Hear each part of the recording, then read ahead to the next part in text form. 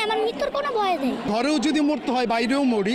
TV বা পুলিশের আর্মিদের কাছে বলবো যে গুলি কর, আমাকে গুলি কর। বাবা, আজকে যে তুমি এই আন্দোলনে এসেছো, কেন এসেছো? আমি আন্দোলনের বিচার পেতে আসছি। কার বিচার চেতে? যারা অকারণে শহীদ হয়েছে, তারা। এখন তুমি কি চাও? এখন আমি চাই প্রতিবাদ। আর আরেকটা চাই যে হাসিনা যেন এই প্রধানমন্ত্রীর চেয়ার থেকে সরে যায় এবং মিজানুর রহমান আজাদ যেন বসে যায়। আচ্ছা, দুই ভাইরা দুই হাত প্রসারিত করে গুলি খেলো, তাদের ব্যাপারে কি বলবো?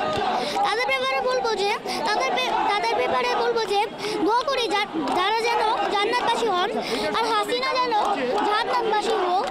কারণ সে যে অকারণে বলেছে, সে কিন্তু একটা মিথ্যা কথা বলেছিল। প্রথমে বলেছে যে রাজাকারের বাচ্চারা কোটা পাবে না, মুক্তিযোদ্ধারা পাবে বলে। আর আবার পরে বলছে যে আমি কি তাদেরকে রাজাকার বলেছি? তারা নিজেই রাজাকার বলছে। তাহলে সে কেন বলল মিথ্যা কথাটা? তুমি কি তোমার ভাইদের মতো বুক প্রসারিত করে দেবে? আমি অবশ্যই করতে চাই। আমি অবশ্যই করব, চাইলে আমি জীবনও দিতে রাজি আছি। তাহলে আজকের এই আন্দোলনে কাকে নিয়ে এসেছো? আমার বাবাকে নিয়ে এসেছি। বাবার সাথে এসেছো? বাবা তোমাকে এখানে নিয়ে এসেছে? হ্যাঁ। তোমার ভয় লাগে না? না, আমার ভয় নাই, আমার মৃত্যুর কোনো ভয় নেই।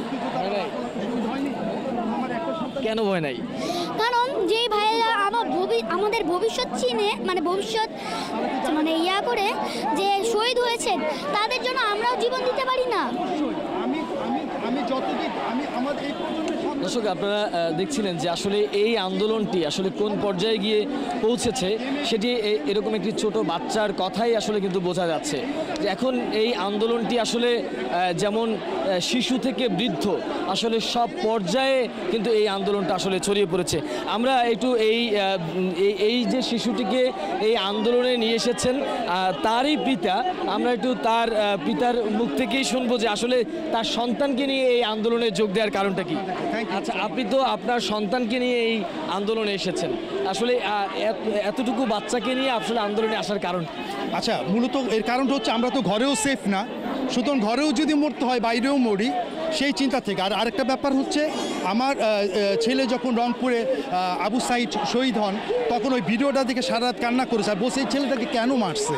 তখন আমি তাকে বুঝানোর পর সে আমাকে বললো, বাবা এই আন্দোলনে যখনই মিছিল হবে তুমি আমাকে নিয়ে যাবা। আমি বললাম যে যদি কোনো সমস্যা হয় তুমি কি ভয় পাও? সে কি বলছো? আমি মৃত্যুর কোনো ভয় পাই না। ও মৃত্যুকে ভয় পায় না। আর টিভি বা পুলিশের আর্মিদের কাছে বলবো যে গুলি কর, আমাকে গুলি কর। ঠিক আছে, এই হচ্ছে আর কিছু ভাই? আপনারা দেখছিলেন যে একজন বাবা তার সন্তানকে নিয়ে এসেছেন এবং সন্তান বুক পেতে দিচ্ছেন যে এই অস্ত্রের মুখেও তিনি দুই হাত প্রসারিত করে দিচ্ছেন।